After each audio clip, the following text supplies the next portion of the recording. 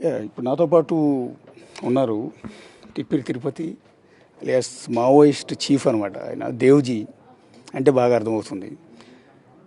లొంగిపోయారా, మిమ్మల్ని అరెస్ట్ చేశారా? నేను లొంగిపోలేదు, అరెస్ట్ చేశారు. అరెస్ట్ చేసిన స్థితిలో అనివార్యంగా రహస్య జీవితాన్ని వదిలి బహిరంగ జీవితంలోకి రావాలని నిర్ణయించుకున్నాను. అంటే మిమ్మల్ని లొంగిపోలేదు, అరెస్ట్ చేశారు అని అనటంలో నమ్మకస్యంగా అనిపించట్లేదు కదండి తిరుపతి గారు. అంటే బేసిక్గా ఏమవుతుందంటే, మీకు ముందు హిడ్మా ఎన్కౌంటర్ అయ్యారు, అంతకుముందు బసవరాజు గారు మావోయిస్ట్ చీఫ్, ఆయన ఎన్కౌంటర్ అయ్యారు. కానీ మిమ్మల్ని మాత్రం ప్రాణాలతో పట్టుకున్నారు ఎన్కౌంటర్ చేయకుండా. అంటే అది నమ్మకస్యంగా జనాలు నమ్మట్లేదు కదా అని. అంటే దానికి కారణము, ఇప్పుడు మేము ఇక్కడ తెలంగాణలో 2 సార్లు మా వైపు నుండి ఏకపక్ష కాల్పుల విరమణ ప్రకటించినాము. దాన్ని దృష్టిలో పెట్టుకొని మేము ఏకపక్ష కాల్పుల విరమణ ప్రకటించడానికి ముందు ఇక్కడ సివిల్ సొసైటీ వాళ్ళు, శాంతి చర్చల కమిటీ వాళ్ళు, ప్రజలు, ప్రజా సంఘాలు ఒక పెద్ద ఉద్యమం చేశారు. ఖగార్ను నిలిపివేయాలి, మావోయిస్టులతో చర్చలు జరపాలని. దాని నేపథ్యంలో మేము ఏకపక్ష కాల్పుల విరమణ 2 సార్లు ఇచ్చాం.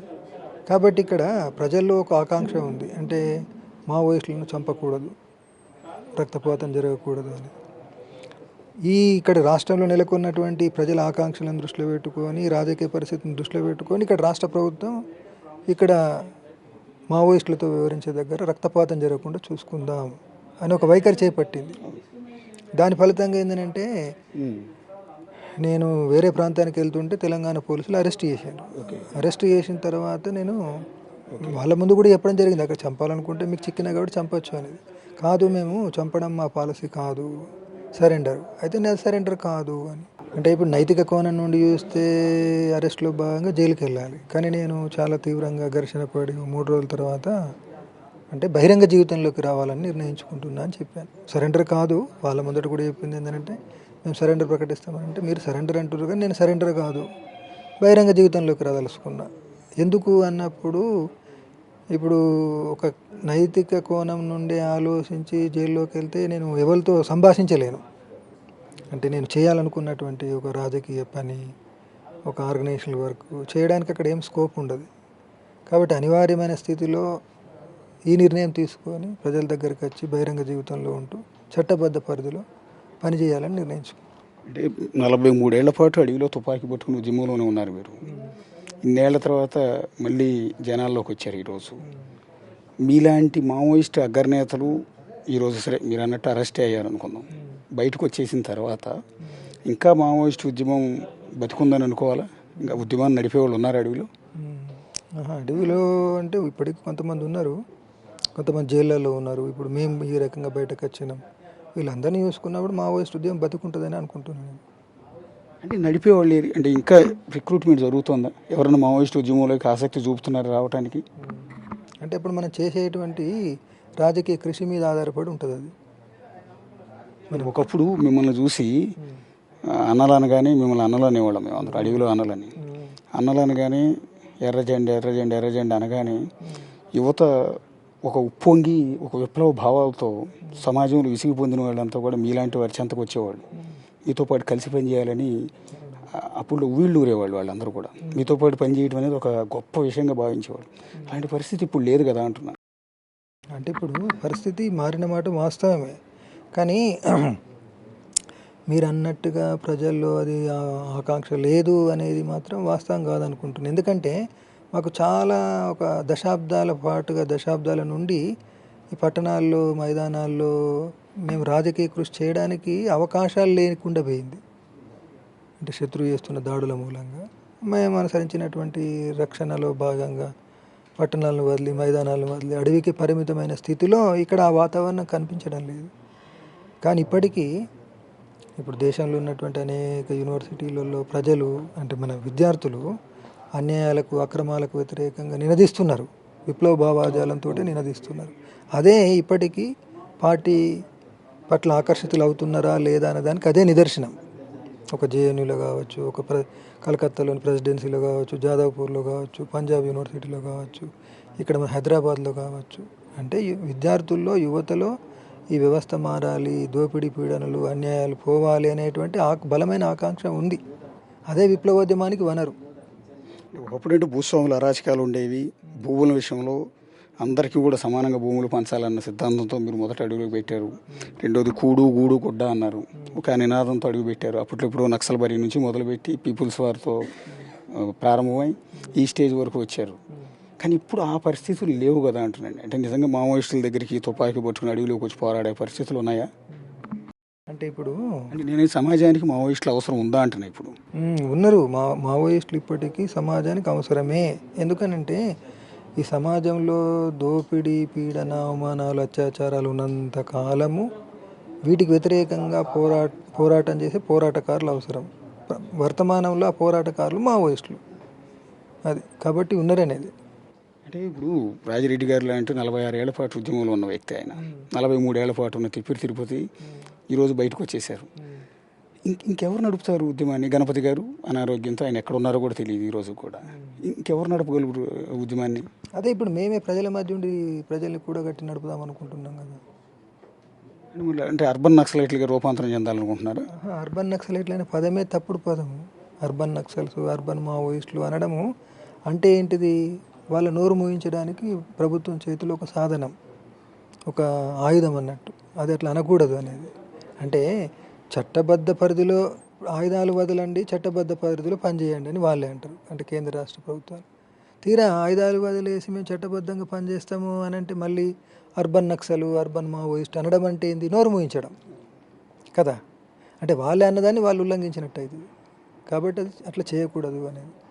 నక్సల్బరీ నుంచి మొదలుపెట్టి ఇప్పటి వరకు చూసుకుంటే, అప్పుడు నక్సలైట్ ఉద్యమం, ఇప్పుడు మావోయిస్ట్ ఉద్యమం, ఇది సక్సెస్ఫుల్ సబ్జెక్టా, ఫెయిల్యూర్ కాన్సెప్టా? అంటే సక్సెస్లు, ఫెయిల్యూర్స్ అనేటువంటిది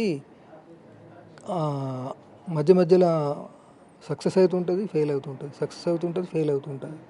ఎత్తుపల్లాలు, అడ్వాన్స్ రిట్రీట్లు, ఇవన్నీ గెలుపు ఓటంల క్రమం గుండానే చివరికి గెలుపు తీరాలకు ముగింపు దారుణంగా ఉంది కదా. అంటే స్టార్ట్ చేసిన విధానం వేరు, ముగింపు చాలా దారుణంగా ఉంది కదా మావోయిస్ట్ ఉద్యమం అనేది. అంటే ఇప్పుడు ఒక సిద్ధాంతంగానే మావో అయిపోయాడు కదా. యుద్ధం ప్రారంభించిన తర్వాత పురోగమన తిరోగమనాలు ఉంటాయి, గెలుపు ఓటములు ఉంటాయి. అంటే ఆయన ఏకపక్షంగా ప్రారంభించిన తర్వాత మనమే గెలుస్తామని చెప్పలేదు. ఓడతాము, మళ్ళీ గెలుస్తాం, మళ్ళీ ఓటమి, ఇట్లా ఓటమి గెలుపు, అంతిమంగా గెలుపు అన్నాడు. ఇప్పుడు తాత్కాలికంగా ఓటమి ఎదుర్కొంటుంది మావోయిస్టు ఉద్యమము, పార్టీ. దీన్ని అధిగమించి ముందుకు పోతుంది అనేది. అంటే నేనేమంటానంటే సార్, మీరు సక్సెస్ అంటే పోలీసులను చంపడమే సక్సెస్. కొన్ని వందల మంది పోలీసులు మీరు చంపారు. సరే, మీరు చచ్చిపోయారు, మావోయిస్టులు 100 మంది చచ్చిపోయారు, 1000 మంది పోలీసులను చంపారు. ఇంకా చెప్తూ పోతే సలవాజుడి కార్యకర్తను ఊచకోత కోసారు ఎర్రబోరు లాంటి చోట. అల్టిమేట్గా మావోయిస్టులు ఏం సాధించారని అడిగితే, జనం అడిగితే ఏం చెప్తారండి? అది ఇంకా జనమే మంచిగా చెప్తారు మాకంటే. అంటే ఇప్పటి వరకు ప్రజలు అంటే చావటం చంపడం కాదు కదా. మేము కూడా చావడం చంపడమే అనుకోవడం లేదు, అదే విజయం అనుకోవడం లేదు. అంటే ప్రజల్ని రాజకీయంగా ఎంత చైతన్యవంతం చేసినాం. ఇక్కడ భూస్వామ్యానికి వ్యతిరేకంగా చైతన్యవంతం చేసిన ఫలితమే ఈనాటి తెలంగాణ సమాజం. అడవి ప్రాంతాలలో వెళ్ళేసి జంగల్ జమీన్కు దాని మీద అధికారం కోసం ఉద్యమం చేద్దామని చేసిన దాని ఫలితమే ప్రజలకు అడవి మీద అధికారము, ఒక స్వావలంబన, తర్వాత ఒక స్వతంత్రత, ఒక స్వేచ్ఛ, ఒక ప్రశ్నించే తత్వము, ఇట్లా అనేకం ఉన్నాయి వాళ్ళు ప్రజలు సాధించినటువంటి. 2004లో రాజశేఖర రెడ్డి గారు ముఖ్యమంత్రిగా ఉన్నప్పుడు మిమ్మల్ని చర్చలకు పిలిచారండి. బహుశా మీరు కూడా వచ్చి ఉంటారు అనుకుంటున్నాను నేను. ఓకే, మీరు రాలేదు, చాలామంది అగ్రనేతలు వచ్చారు. కానీ వచ్చిన వాళ్ళు చర్చల విఫలం వెళ్ళిపోయిన తర్వాత ప్రాణాలు కోల్పోయారు అందరూ ఎన్కౌంటర్లో. ఇప్పుడు మిగిలి ఉన్నవాళ్ళు చాలా 1-2 కూడా లేనట్టున్నారు నాకు తెలిసి. ఆ రోజే ఆ చర్చలు సఫలమై, ఆ రోజే మీరు లొంగిపోయి ఉంటే, లేదా జనజీవన స్రవంతిలో కలిసిపోయి ఉంటే పరిస్థితి వేరుగా ఉండేది కదా. ఈరోజు 1000 మంది మావోయిస్టులు రక్తంతో తడిచి ఛత్తీస్గఢ్ అడవుల్లో ఆ విధంగా ప్రాణాలు కోల్పోయే పరిస్థితి ఉండేది కాదు కదా. అంటే ఇప్పుడు చర్చల విఫలానికి మేము కాదు కారణం, ప్రభుత్వమే. ప్రభుత్వ వైఖరే. అంటే ప్రభుత్వమే మళ్ళీ తిరిగి దాడి చేసింది. ఆ దాడి చేసిన స్థితిలో మళ్ళీ ప్రతిఘటించే తప్పనటువంటి ఒక అనివార్య స్థితి. కాబట్టి ఆనాటి చర్చల వైఫల్యానికి ప్రభుత్వం అనుసరించిన కారణమే తప్ప మేం కాదు అనేది, ప్రభుత్వమే కారణం. అంటే పీపుల్స్ వారు కొండపల్లి సీతారాం గారు లొంగిపోయిన తర్వాత ఒక ఇంటర్వ్యూలో ఒక మాట అన్నారండి. ఏం సాధించింది మావోయిస్ట్ ఉద్యమం? మీరు చంపారు లేదా చచ్చిపోయారు, ఏం సాధించారని ఒక ప్రశ్న అడిగితే ఆయన ఒక మాట అన్నాడు. నేను మావోయిస్ట్, అదే నక్సలిజం అనే ఒక దీపాన్ని పట్టుకుని అలా వెలుగు నింపుతూ ముందుకు వెళ్తూ ఉన్నాను. కొంత దూరం వెళ్ళిన తర్వాత నేనున్న చోట మాత్రం వెలుగుంది, వెనక్కి తిరిగి చూస్తే మొత్తం అంధకారం ఉంది. అంటే ఏం సాధించలేదు మేము అన్నట్టుగా ఆయన మాట్లాడాడు అప్పట్లోనే. అది అంటే ఆయన అలాంటి స్టేట్మెంట్ ఇచ్చిండని నేను అనుకోవడం లేదు. ఒకవేళ ఆయన ఇచ్చినా కానీ అది సరైనది కాదు అనేది. ఎందుకనంటే ఒకవేళ ఆనాడు చీకటే ఉంటే ఈనాటి దాకా వెలుగులు నింపుతూ ఉద్యమం ఇప్పటిదాకా నిలబడేది కాదు కదా. ఆనాడే చీకటి ఉంటే ఆనాడే సంసిపోయేది కదా అంటున్నా. అట్లా అదే నిదర్శనం. ఇప్పుడు మిగిలిన మీరు కాకుండా మిగిలిన కొద్దిమంది ఉన్నారు మావోయిస్టు నేతల దండకారణ్యంలో కానీ వేరే చోట కానీ, వాళ్ళని కూడా లొంగిపోమని మీరు ఏమైనా పిలుపునిస్తున్నారా? అంటే ఇప్పుడు లొంగిపోమ్మనడము అనేటువంటిది సరైనది కాదు. దానికి ఒక రాజకీయ ప్రాతిపదిక ఉంటుంది. అందులో భాగంగానే మేము బహిరంగ జీవితంలోకి వచ్చినామని చెప్పిన తర్వాత మేము ముఖ్యమంత్రి గారి దగ్గరికి వెళ్ళినాం, రేవంత్ రెడ్డి గారి దగ్గరికి వెళ్ళేసి ఒకటి మా పార్టీ మీద ఉన్న నిషేధాన్ని ఎత్తివేయాలి, దాన్ని వెన్నంటి మా పార్టీని సిపిఐ మావోయిస్టును ఒక చట్టబద్ధ రాజకీయ పార్టీగా గుర్తించాలి అనేది డిమాండ్ పెట్టడం జరిగింది. జైల్లో ఉన్నటువంటి మా మావోయిస్టు పార్టీ కేసులు మోపి జైల్లో పెట్టబడ్డటువంటి వాళ్ళందరినీ విడుదల చేయాలి రాజకీయ ఖైదీలుగా అని ముఖ్యమైనటువంటి విషయాల్ని ఆయన ముందు ప్రస్తావించినాం. అంటే డిమాండ్స్ పెట్టినాం రాత రూపంలో. ఇవి పెట్టినప్పుడు ఆయన అన్నది ఏంటంటే నిషేధం ఎత్తివేత అనేది కేంద్ర ప్రభుత్వ పరిధికి సంబంధించిన అంశంగా మారిపోయింది అన్నప్పుడు మీరు సిఫారసు చేయండి అన్నాం. తను సానుకూలంగా తీసుకెళ్ళి ఢిల్లీ వెళ్ళి కేంద్ర హోంమంత్రి అమిత్ షా గారితో మాట్లాడారు. కానీ ఆయన ఏమన్నాడు అనేటువంటి ఇంకా విషయం తెలియదు. మొత్తంగా ముఖ్యమంత్రి గారు సానుకూలంగా స్పందించారు అనేటువంటిది. రాష్ట్రంలో ఉన్నటువంటి జైళ్ళ విషయానికి వస్తే నేను పరిశీలించి విడుదల చేయడానికి చర్యలు చేపడతానని కూడా అన్నాడు. ఇప్పుడు గణపతి గారి సిచ్యువేషన్ ఏంటి సార్? మీకు టచ్లో ఉన్నాడా? ఏమైనా ఆయన ఉద్యమాన్ని నడిపే అవకాశం ఉంటుందా, లేకపోతే ఆయన కూడా సరెండర్ అవుతారా? అంటే ఆయన ఇప్పుడు నా టచ్లో కానీ కేవలం టచ్లో కానీ లేడు. రక్షణ ఆయనకు సంబంధించినటువంటి రక్షణ విషయాలు, రక్షణ చర్యలు తీసుకోవాలని చెప్పి అనుకున్న సందర్భంగా ఆ వ్యవహారం అంతా మన ప్రధాన కార్యదర్శి ఉన్నటువంటి బసవరాజు చూసుకునేది. కాబట్టి ఇప్పుడు ఆయన ఎక్కడున్నాడు ఏంటిది ఏం కథ అనేది మేమే తెలియకూడదు అనుకున్నాం. కాబట్టి మాకు తెలియదు.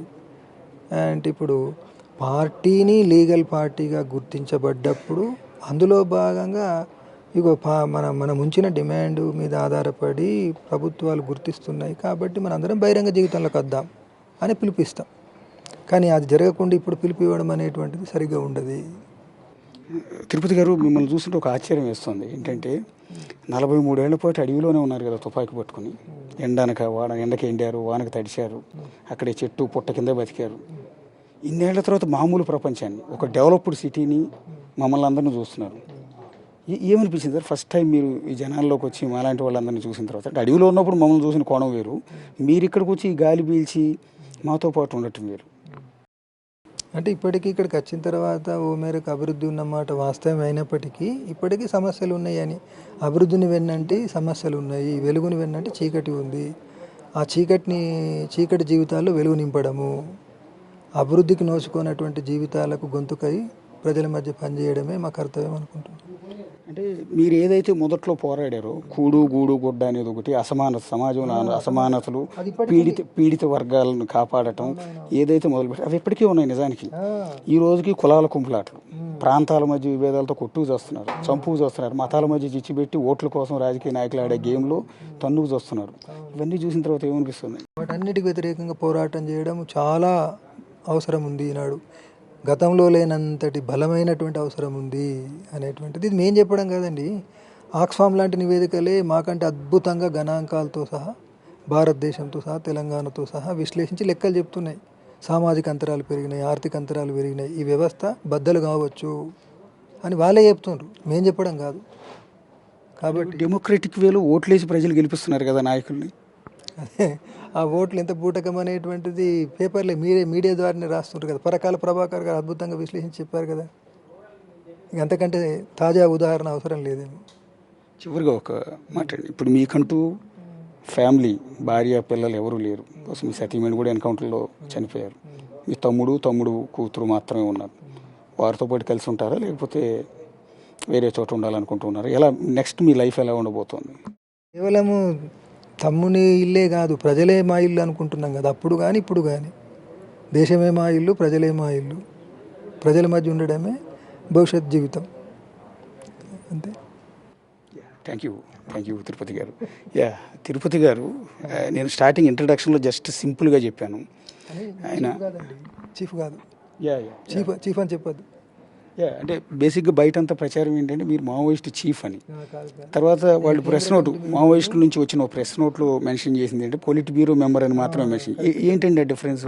అంటే ఇప్పుడు CC member, polit bureau member, దీనికి ఇవి కాకుండా అదనంగా మొత్తంగానే కేంద్ర కమిటీని, పీబీని కూడా సమన్వయించేటువంటి అతను ప్రధాన కార్యదర్శి. కాబట్టి మా ప్రధాన కార్యదర్శి అమరుడైన తర్వాత కేంద్ర కమిటీ మీటింగ్ కానీ పీబీ మీటింగ్ కానీ జరగలేదు. జరగని స్థితిలో మళ్ళీ కేంద్ర కమిటీకి కార్యదర్శిని ఎన్నుకునేటువంటి దానికి అవకాశం రాలేదు. మిమ్మల్ని అనధికారికంగా ఎన్నుకున్నారు, ఇంకా అఫీషియల్గా అనౌన్స్ చేసే లోపు ఇదంతా కూడా జరిగిందని కదా? లేదు లేదు లేదు. అంటే యాక్చువల్లీ మీకు మావోయిస్ట్ చీఫ్గా, మావోయిస్ట్ ప్రధాన కార్యదర్శిగా బసవరాజు గారి ప్లేస్లో ఆ పోస్ట్ ఇస్తున్నారని మల్లోజులు వేణుగోపాల్ గొడవపడి బయటకు వచ్చి లొంగిపోయి మీ అందరు గుట్టు పోలీసులకు ఇచ్చాడు అనేది ఇంకో ప్రచారం. లేదు లేదు లేదు. పార్టీ కార్యదర్శి గొడవ కాదు అది. తను ముందే ఉద్యమం మీద విశ్వాసం కోల్పోయిన ఫలితం తప్ప ఈయన ఏదో కార్యదర్శి అవుతాడు అనేది కాదు. అంటే బసవరాజు గారు ఉన్నప్పుడే ఆయన 2024 సెప్టెంబర్లోనే సోను వెళ్ళేసి ఇప్పుడు పార్టీని నిలబడే పరిస్థితి లేదు, ఈ స్థితిలో మన అందరం సరెండర్ అయితే బాగుంటుంది అని అన్నాడు ఆయన. అంటే బసవరాజు అమరత్వం తర్వాత ప్రశ్నగా మీరేస్తున్నారు, ఆయన ముందే ఆయన చెప్పేసి ఉన్నాడు. కాబట్టి కార్యదర్శి గొడవ కాదు. థ్యాంక్ యూ తిరుపతి గారు. తిరుపతి గారి గురించి నేను చెప్తాను. 43 ఏళ్ల పాటు మావోయిస్ట్ ఉద్యమంలో మావోయిస్ట్ ఉద్యమంలో కొనసాగిన నేత, కుటుంబాన్ని, ఫ్యామిలీ మొత్తాన్ని వదిలిపెట్టి అడవిలో తుపాకీ పట్టుకుని ఆయన ఉద్యమం వెంట నడిచారు. సో ఇన్నాళ్ల తర్వాత సరే లొంగిపోయారు అనేది పోలీసులు చెప్తున్నమాట కాదు, మేము అరెస్ట్ చేయబడ్డాము అనేది ఆయన అంటున్నమాట. సో ఇప్పుడు మనం ఇంటర్వ్యూ చేసిన వ్యక్తి మామూలు వ్యక్తి కాదు, మావోయిస్టు కోణంలోంచి చూస్తే చాలా అగ్రనేత.